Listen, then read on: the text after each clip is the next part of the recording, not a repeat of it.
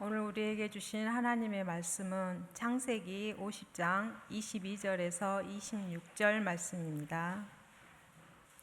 이제 봉독합니다. 하나님의 말씀을 경청하십시오. 요셉이 그의 아버지의 가족과 함께 애굽에 거주하여 110세를 살며 에브라임의 자손 3대를 보았으며 므낫세의 아들 마길의 아들들도 요셉의 스라에서 양육되었더라.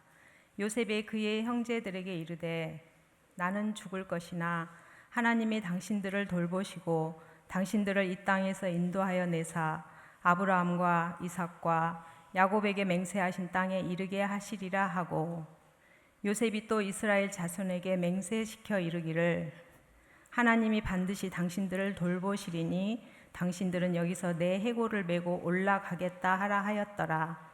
요셉이 110세의 죽음에 그들이 그의 몸에 향 재료를 넣고 애굽에서 입관하였더라. 이 말씀 가운데 하나님의 은혜가 임하시길 원합니다. 잘 지내셨습니까? 일주일 만에 본 얼굴도 있고요. 정말 오랜만에 본 얼굴들도 있습니다. 추석 맞이해서 고향에 내려오신 분들이겠지요. 모두 잘 오셨습니다. 그리고 함께 예배드리게 되어 기쁩니다. 오늘 우리가 함께 드리는 예배가 하나님께 영광되고 우리들에게는 기쁨이 되고 세임되는 예배가 되기를 바랍니다. 함께 기도드리겠습니다. 하나님, 함께 모여서 말씀 듣고자 합니다. 성령께서 말씀하여 주시고 그 말씀이 저희의 삶 속에서 열매 맺고 드러날 수 있게 하여 주옵소서. 성령의 입으로 통하여 나오는 말씀이 열린 마음을 통하여서 수많은 알곡으로 이 가을에 추수될 수 있게 하여 주옵소서. 감사드리며 예수님의 이름으로 기도하옵나이다. 아멘. 혹시 고향에 내려오신 분들은 얼마 만에 내려오셨습니까? 그리고 오늘 예배를 드리고 나서 고향으로 가실 분들은 얼마 만에 귀향하십니까? 고향이라고 내려오면서, 고향이라고 가면서 여러분은 어떤 마음을 가지고 있습니까? 한가위에 함께 예배를 드립니다. 고향 이야기를 통해서 하나님 말씀 나누려고 합니다. 요셉의 귀향 이야기입니다. 요셉이 고향 떠난 지 470년 만에 귀향하는 이야기입니다. 귀향에 얽힌 이야기를 살펴보겠습니다. 오늘 우리가 읽었던 본문은 요셉의 죽음에 관한 내용입니다. 요셉의 죽음 이야기는 창세기의 마지막 장인 50장에 있습니다. 창세기 50장에는 세 가지 이야기가 있습니다. 요셉의 아버지인 야곱의 죽음에 대한 이야기, 그리고 야곱이 죽은 다음에 형제들이 요셉의 보복을 우려하는 이야기, 그리고 마지막으로 요셉의 죽음과 장사에 관한 이야기입니다.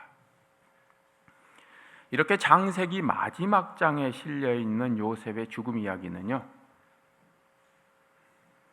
창세기 전체의 결론이기도 합니다. 그리고 앞으로 이어지는 성경 출애굽기와 이스라엘 역사의 시작을 알리는 서문 역할을 합니다. 중간 역할을 하고 있습니다. 오늘 본문을 보니 요셉이 110세가 되었습니다. 죽을 날이 가까워진 것을 스스로 느낀 요셉은 가족들, 후손들을 다 불러 모았습니다. 당부를 합니다. 그런데 그 당부 내용이 두 가지입니다. 하나는 하나님이 너희들을 약속의 땅으로 인도할 것이다입니다. 그리고 다른 하나는 너희가 약속의 땅에 나아갈 때 내 유고를 가지고 나가라입니다. 마침내 요셉이 죽었습니다. 향을 발라서 애굽에서 입관했다는 이야기입니다. 사람이 죽어가는 모습을 지켜보는 것은 편한 일이 아닙니다. 상황에 따라서 우리는 남들이 죽어가는 모습이나 가족들이 죽어가는 모습을 피할 수도 있습니다. 그렇지만 내 자신이 죽어가는 모습을 피할 수는 없습니다. 요셉의 유언과 장례를 통해 우리는 도대체 무엇을 어떻게 남기고 살아가야 할까 되돌아보았으면 좋겠습니다. 110살까지 살았습니다. 오래 살았습니다. 그 110살을 사는 동안 요셉은 애굽에서 93해를 보냈습니다. 110년의 삶 동안 93년을 애굽에서 보냈습니다. 그런데 잘 살았습니다. 잘 살았다는 의미가 부자로 살았다는 의미는 아닙니다. 우리는 잘 산 사람이 누구인가를 생각하면 흔히 부자를 연상합니다. 잘 사는 기준으로 물질적인 풍요를 가장 먼저 생각하는 것이죠. 그렇지만 꼭 부자가 잘 사는 것은 아닙니다. 제가 생각하는 잘 사는 기준은 행복하게 사는 겁니다. 과연 행복하게 사는 것, 그런 삶은 무엇일까요? 그것의 기준은 무엇일까요? 요셉은 잘 살았습니다. 17살의 나이에 애굽 땅으로 팔려갔습니다. 어린 나이에 노예가 되었습니다. 누명을 쓰고 감옥에도 갇혔습니다. 17의 어린 나이에 감당하기에는 굉장히 어려운 시기들을 보냈습니다. 13년 동안의 고난의 시기를 보냈습니다. 그렇지만 그런 요셉은 나이 30살에 애굽의 총리가 되었습니다. 그 이후 요셉의 삶은 누릴 것을 다 누린 삶입니다. 남은 80년간의 요셉의 삶은요, 권력과 명예와 부가 항상 함께하는 삶이었습니다. 가족들과도 굉장히 평온한 삶을 살았습니다. 자신을 애굽 땅에다 팔아 넘겼던 형제들을 용서하고 그들과도 화목하게 살았습니다. 자식들을 보고 손주를 보고 증손주를 보고 고손주까지 보았습니다. 또 요셉이 가진 것이 많았으니 또 가진 것만큼이나 베풀면서 살았습니다. 그러니 요셉은 항상 자기 집안의 중심이었습니다. 온 이스라엘 백성들의 일은 항상 요셉을 중심으로 이루어졌습니다. 그렇게 90년을 살았습니다. 성경에서 말한 요셉의 나이 110살은요, 이집트 사람들이 생각했을 때 사람이 가장 이상적으로 산 삶의 횟수입니다. 그러니 누가 보아도 저 사람은 참 좋은 삶을 살았다, 잘 살았다라고 하는 삶이었습니다. 이제 그런 삶을 살았던 요셉이 자기 후손들을 불렀습니다. 친족들을 불렀습니다. 당부를 합니다. 유언을 합니다. 하나님께서 너희들을 돌보실 것이다. 그리고 가나안 땅으로 인도할 것이라고 이야기합니다. 우리가 읽었던 성경에 보면 당신들을 돌보실 거다, 이렇게 번역되어 있습니다. 원어를 보게 되면요, 히브리어는 하나님이 당신들을 방문할 것이다 라고 나와 있습니다. 문법적으로 보기에는 하나님이 반드시 애굽 땅에 있는 너희들을 방문하실 것이다, 이것을 강조하는 의미입니다. 이 말씀은 하나님께서 그들을 계속해서 돌볼 것이라는 것을 말하기도 하지만요, 그날이 되면, 언젠가 될지 모르는 그날이 되면은 하나님께서 그들을 애굽 땅에서 이끌어서 약속의 땅으로 가게 할 거라는 이야기입니다. 요셉의 두 번째 유언은요, 반드시 하나님께서 방문할 날이 올 터인데 그때의 나의 유해를 가지고 가나안 땅으로 올라가라는 것입니다. 그리고 자식들과 후손들에게 맹세를 시킵니다. 너 맹세할 수 있겠느냐? 너희들 맹세해라. 나의 유해를 가지고 가나안 땅으로 돌아가라, 이렇게 얘기합니다. 그는 왜 자신이 죽으면은 애굽 땅에서 장례를 치르라고 요구하지 않았을까요? 왜 자신의 유해를 언제일지 모르는 그때에 후손들이 애굽 땅에서 나갈 때 그때 가지고 나가라고 당부했을까요? 요셉은 애굽의 총리를 지낸 사람입니다. 그리고 아버지 야곱이 돌아가셨을 때 그 장례를 애굽의 왕 파라오에 해당하는 그런 수준으로 성대하고 화려하게 지낸 사람입니다. 그리고 자기 아버지를 조상의 땅, 고향 땅에 묻은 사람입니다. 자기가 직접 그곳에 가서 아버지를 모셨으니 앞으로 자신이 묻혀야 할 땅이 어딘지 잘 알고 있는 사람입니다. 그리고 아버지의 장례를 치르면서 그곳까지 며칠 걸리면 갈 수 있을 거라는 것도 잘 아는 사람입니다. 원하기만 한다면 그는 성대하게 자기의 장례식을 애굽 땅에서 치를 수도 있고 당장 가나안 땅에 묻힐 수도 있었습니다. 그런데 요셉은 그렇게 유언하지 않았습니다. 너희들이 약속의 땅으로 나아갈 때, 애굽 땅을 떠날 때 내 유해도 그때 가지고 나가라고 이야기합니다. 마침내 요셉이 세상을 떠났습니다. 자손들은 요셉을 미라로 만들었습니다. 요셉이 아버지 야곱을 미라로 만들었던 것처럼 그의 시신에 방부제와 향재료를 넣은 다음에 애굽 땅에서 입관했습니다. 요셉의 시신을 어떻게 장사했는지는 더 이상 언급하지 않습니다. 그렇다면 요셉의 유언은 어떻게 되었을까요? 요셉의 유해는 어떻게 되었을까요? 요셉의 유해 이야기가 나오는 것은 출애굽기입니다. 출애굽기 13장 19절을 보게 되면은 모세가 이스라엘 백성들을 애굽에서 데리고 나올 때 요셉의 해골을 가지고 함께 떠났다고 나옵니다. 우리말 성경은 창세기 50장 26절에서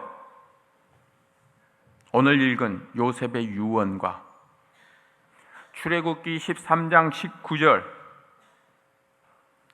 요셉의 뼈를 가지고 이집트 땅을 떠났던 그 본문을 다르게 이야기하고 있지만 실제 히브리어 본문 보면은 내용이 똑같습니다. 창세기에 나왔던 요셉의 유언을 출애굽기에서 그대로 실행하고 있는 것을 보여줍니다. 이스라엘 백성이 430년 만에 애굽 땅을 떠나면서 요셉의 유해를 가지고 나올 때 그때 비로소 요셉의 유언이 이루어집니다. 그렇지만 요셉의 유해는 바로 가나안 땅, 자신들의 조상의 땅으로 가지 못합니다. 모세가 가지고 나온 요셉의 유해는 광야 생활 40년을 거칩니다. 이스라엘의 지도자가 모세에서 여호수아에게 이어지고 여호수아가 죽은 다음에 가나안 정착 이후에 여호수아서 24장 32절에 보게 되면 이스라엘 자손들이 요셉의 뼈를 세겜 땅에 장사한다고 나와 있습니다. 요셉의 아버지 야곱이 금 100개를 주고 산 그 땅에 장사했습니다. 요셉은 마침내 자신의 고향, 할아버지와 아버지가 묻힌 그 땅에 함께 묻힌 겁니다.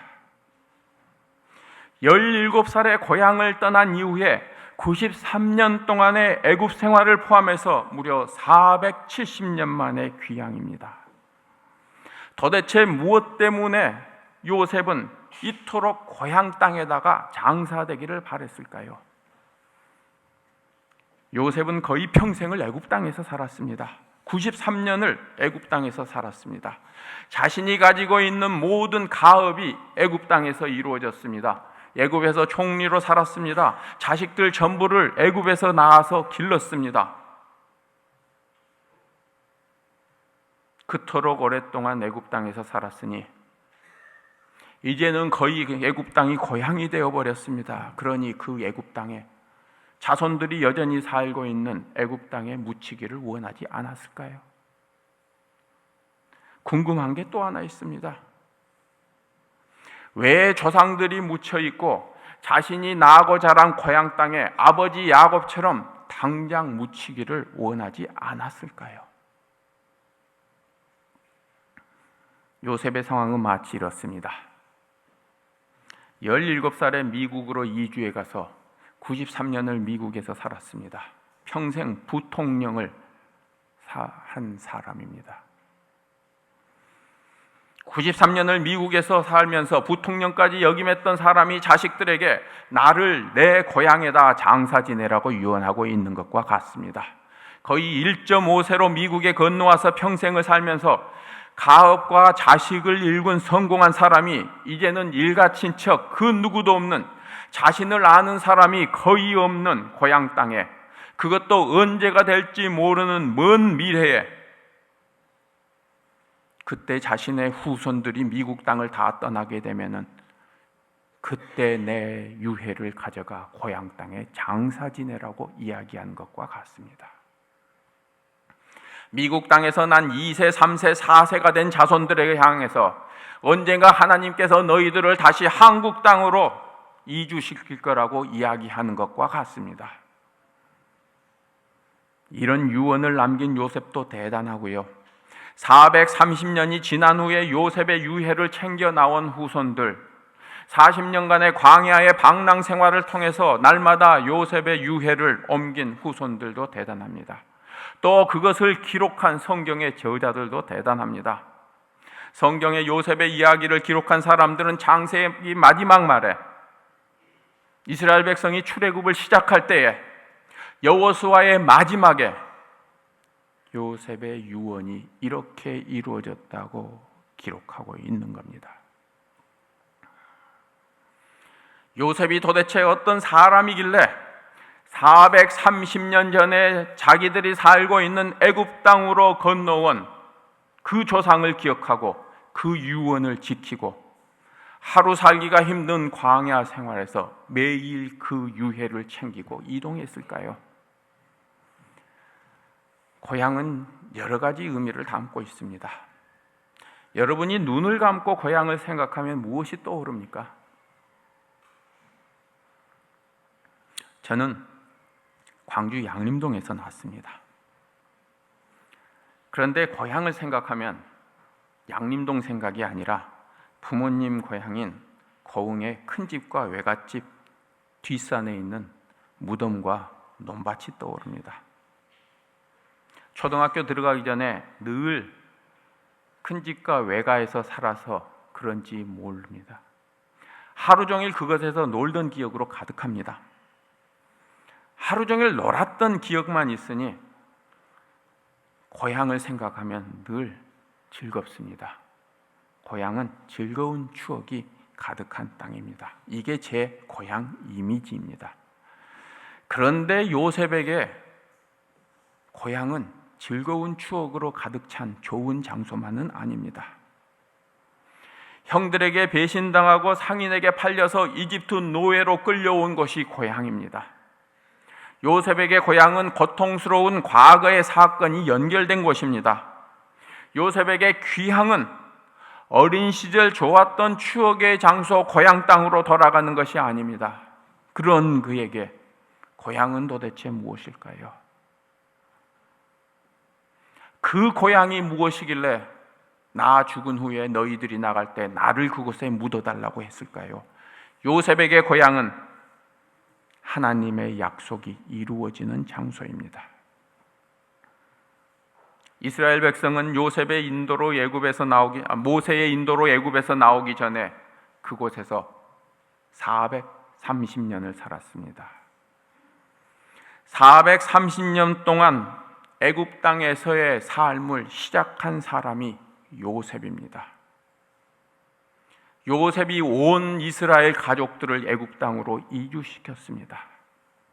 그런 요셉이 하나님께서 자기 백성들을 가나안 땅에서 다시 애굽으로 이끄시고 애굽에서 다시 가나안 땅으로 인도하실 것을 믿었습니다.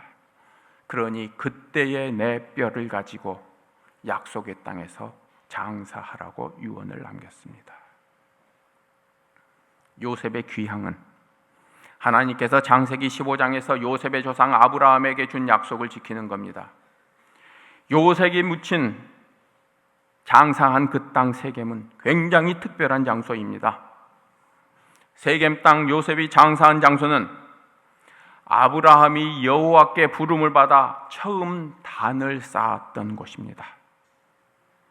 또 세겜 땅은 야곱이 밧단 아람에서 돌아와서 정착하면서 땅을 샀던 장소입니다.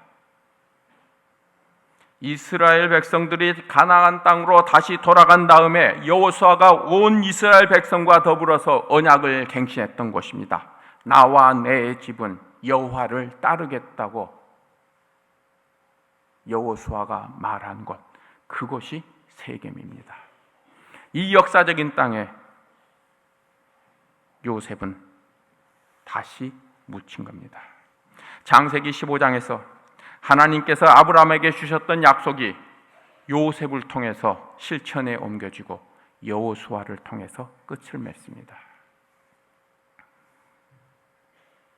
요셉은 자신의 죽음을 앞두고 이제 애굽 땅 모든 이스라엘 족속들의 지도자가 되고 아버지 같은 존재가 됐습니다.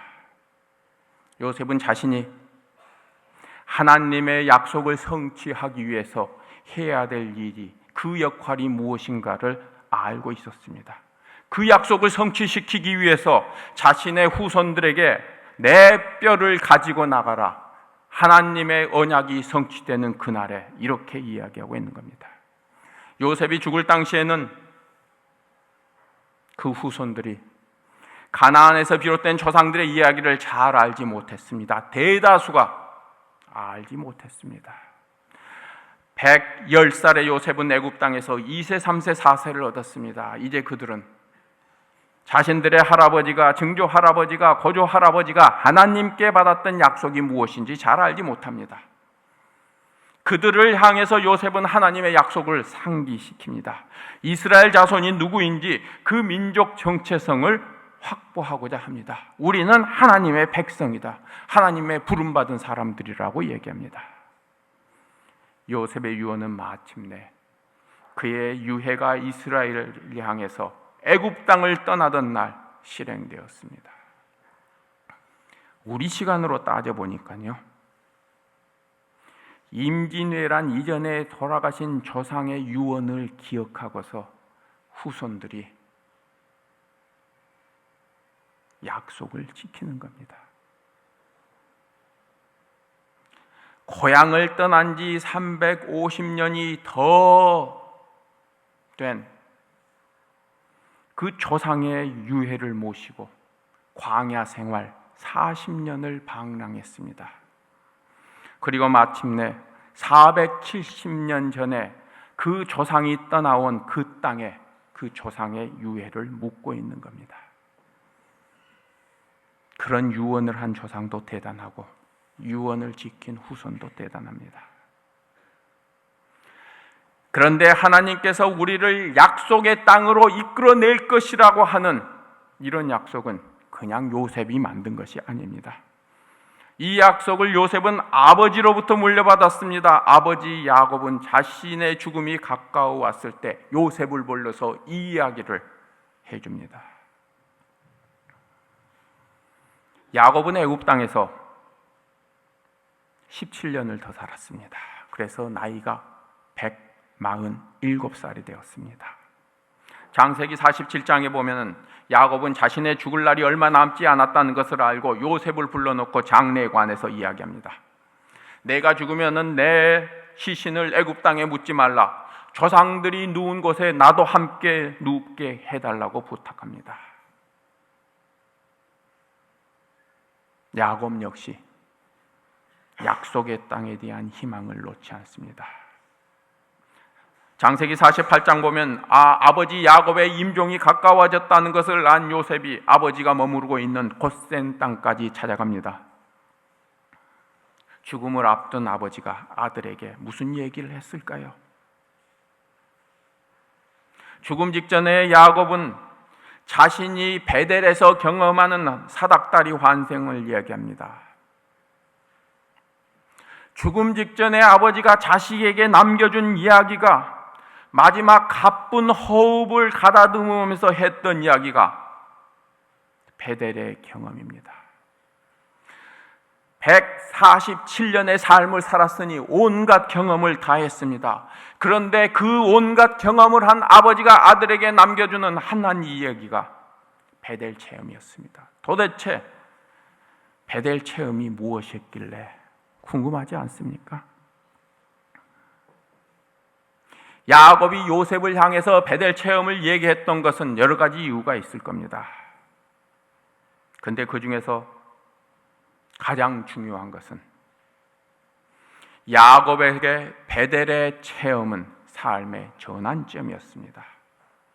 베델의 체험을 하기 전까지 야곱은 굉장히 세속적이고 인간적인 사람이었습니다. 베델의 체험은 야곱이 깊은 신앙의 세계로 눈을 떠가는 첫 경험이었습니다. 무엇이 베델 체험이었습니까?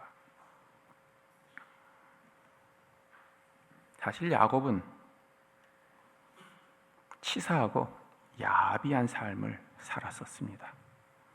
어머니와 짜고 나서 아버지 이삭을 속여서 형 에서가 가진 장자권을 뺏었습니다.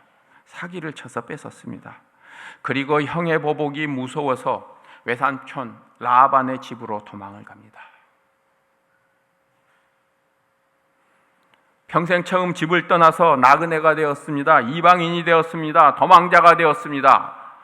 나그네고 이방인이고 도망자가 된 야곱이 베델에서 피곤한 몸을 누이다가 꿈을 꿉니다. 그 꿈에서 하늘로부터 사닥다리가 내려오고 천사들이 왔다 갔다 하는데 하나님께서 그 사닥다리 위에서 야곱을 향해서 약속의 땅을 이야기합니다. 이 베델의 경험 이후에 야곱의 삶은 점차 바뀌어가기 시작합니다.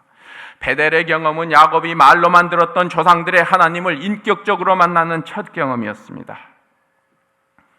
죽음을 앞둔 야곱이 사랑하는 아들을 향해서 남겨준 마지막 이야기가 이 베델의 이야기였습니다. 내가 베델의 경험을 통해서 하나님을 정말 만났고 인격적으로 만났는데 하나님으로부터 약속의 땅에 대한 이야기를 들었는데 그 이야기를 바로 아들에게 남겨주고 있습니다. 베델의 이야기를 통해서 하나님의 약속이 너 요셉에게도 이어질 거라고 얘기하고 있는 겁니다. 죽음을 앞둔 아버지가 애굽 땅의 총리가 된 아들에게 하나님의 약속을 이야기하고 있습니다. 요셉이 아버지로부터 물려받은 것은 하나님의 약속이었습니다. 요셉이 했던 유언은 하나님의 약속에 대한 그의 간절한 희망이고 신앙이었습니다. 우리들 삶의 마지막에 자녀들에게 무슨 얘기를 할까요? 우리들의 삶의 마지막이 되었다고 생각할 때 과연 어떤 체험을 얘기할 수 있을까요? 어떤 유언을 남길 수 있을까요? 고향 땅에 장사하라, 이런 유언을 남긴 또 한 사람이 있습니다. 그렇지만 그 사람은 요셉과 달리 아직 고향 땅에 이르지 못했습니다. 고향 땅에 장사되기를 기다리면서 귀향을 기다리면서 105년째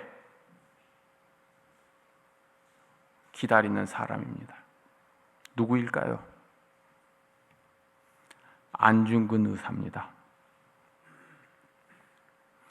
안중근 의사는 1909년 10월 26일 중국 하얼빈에서 조선 통감부 통감 이토 히로부미를 사살했습니다.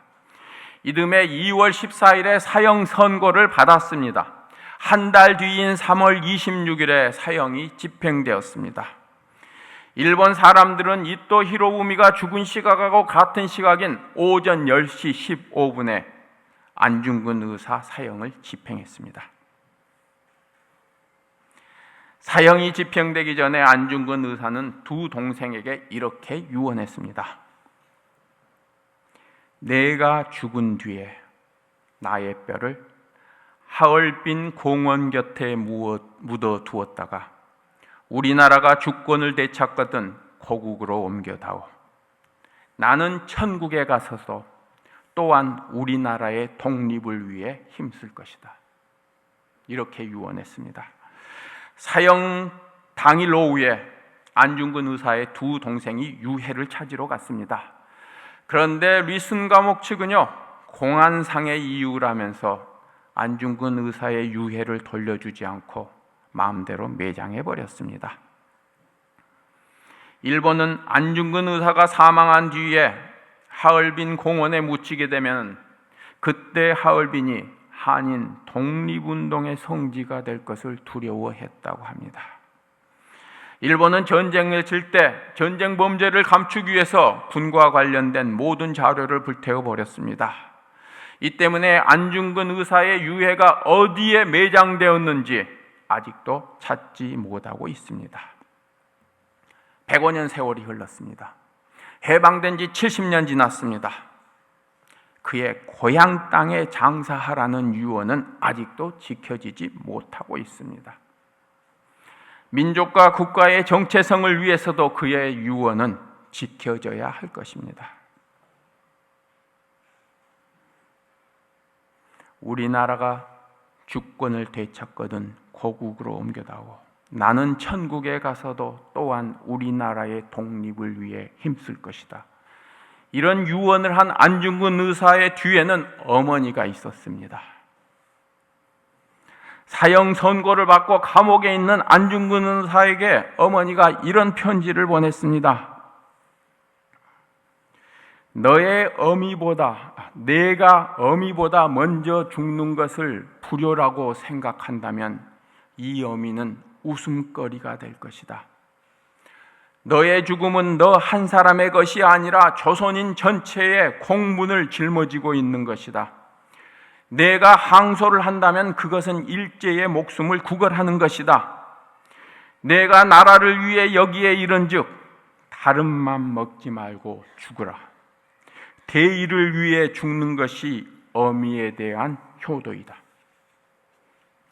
아마도 이 편지는 이 어미가 너에게 쓰는 마지막 편지가 될 것이다. 여기에 너의 수의를 지어 보내니 이 옷을 입고 잘 가거라. 어미는 현세에서 너와 재회하기를 기대하지 않으니 다음 세상에는 선량한 천부의 아들이 되어 이 세상에 나오거라. 어머니의 편지입니다. 안중근 의사는 항소하지 않는 채 그의 1910년 3월 26일 31살의 젊은 나이에 어머니가 지어주신 수의를 입고 사형당했습니다. 그 아들의 그 어머니고 그 어머니의 그 아들입니다. 어떤 사람들에 대한 평가나 인상은 그 사람이 죽기 전 마지막 5년의 삶의 모습으로 결정됩니다. 윤동주 27, 유관순 19, 김구 72, 전태일 22, 안중근 31, 예수님 33. 또 다른 사람이 있습니다. 이승만 90, 이완용 69, 히틀러 56, 스탈린 74. 살아온 나이입니다. 여러분은 이들을 어떻게 기억하십니까? 우리들은 사람들의 삶에 대해서 마지막 삶을 기억하고 평가합니다. 이 사람들의 죽은 나이를 보니 사람에 대한 평가는 오래 살고 짧게 살고에 달려있지 않습니다. 살아생전 요셉의 삶은 그의 하나하나의 행동과 말은 430년 동안 애굽 땅에서 살아온 이스라엘의 정체성을 결정하고 유지하는 삶이었습니다. 그의 유언 고향 땅의 장사라는 것은 이스라엘의 민족과 국가 정체성을 결정하는 좌표였습니다. 그의 유언을 이루려는 노력이 자식의 자식을 거쳐 손주의 손주를 거쳐 후손의 후손을 거쳐 그렇게 전해졌습니다. 요셉이 죽은 지 345년 후 애굽 땅에서 오랜 노예 생활을 했던 이스라엘 백성들은 345년 후에도 그것을 기억하고 지켰습니다. 40년간의 광야를 돌아다니는 떠돌이의 삶의 과정에서도 그 유언은 기억되고 지켜졌습니다. 그의 유언을 지키는 것은 이스라엘의 민족성과 국가 정체성을 바로 세우는 것이었습니다. 그리고 그것은 하나님의 약속을 이루는 것이었습니다. 여러분, 자녀들에게 어떻게 기억되고 싶습니까? 여러분은 자녀들에게 무엇을 남길 겁니까? 함께 예배드리는 우리 자녀들은 부모님으로부터 무엇을 받을 것입니까? 부모님의 어떤 삶을 기억하기를 원합니까? 부모님들은 우리들의 삶이 자녀들에게 어떻게 기억되기를 원합니까? 우리들의 유언은 무엇이 될까요? 우리들의 유언은 후손들이 길이길이 기억하면서 지켜질 만한 것이 될까요?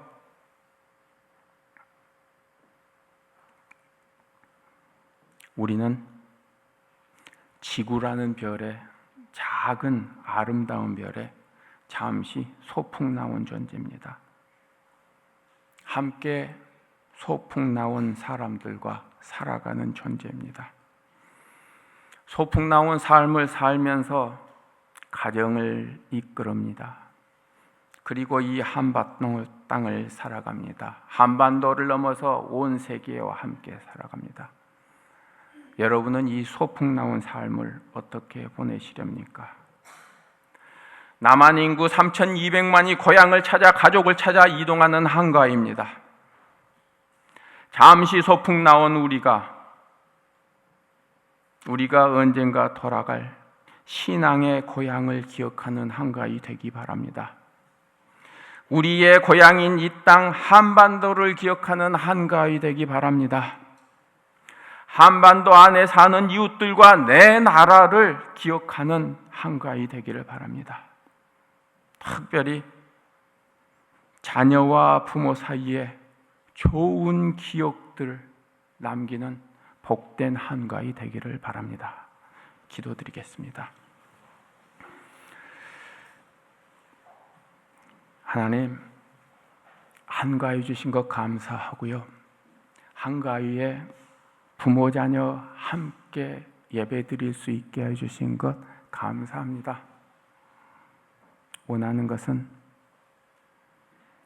한가위를 맞이하는 우리 가족들의 좋은 일, 선한 일, 덕을 쌓는 일, 공동체를 위하는 그런 기억들을 함께 나눌 수 있게 하여 주옵소서.